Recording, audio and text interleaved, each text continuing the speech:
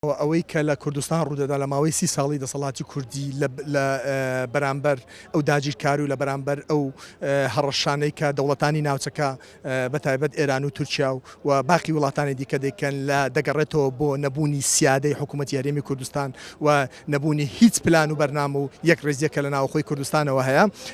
بۆیە بەردەوام ئێمە دەبینین هەڕەشە و دەست درێژەکان زۆر زیاتر دەبێت چونکە حکوومەتی هەرێم ئەجەندای وڵاتانی ناوچەکە جێبەجێ دەکەن و نەیانتوانێت تا ئێستا ئەجەندایەکی سەربەخۆیی خۆیان هەبێت. بەڵێ خۆی هەژمونی هەرێمی کوردستان لە چوارچێوەی سیادەی عێراق گەلەپسیارێک هەردەگرێتن، چونکە ئێمە دەزانین کە سەرۆکی هەرێمی ئێستا کە هەزاران سەرۆکی حکوومەت بوو خاوەنی واژووی 50 ساڵ عەقدی گرێبەستی نەوتیە لەگەڵ تورکیا ئەمەوای کردووە کەوە جۆرێک لە ملکەتی لە بۆ تورکیای بکرێتن.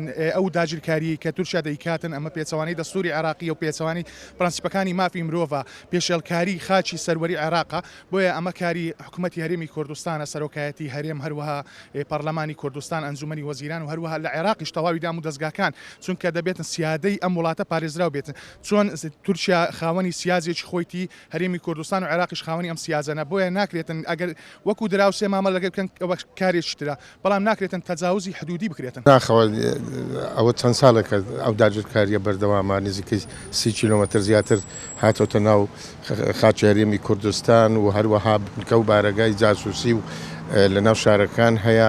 بەداخەوە حکوومەتی هەرێم زۆر بێ هەڵوێستان.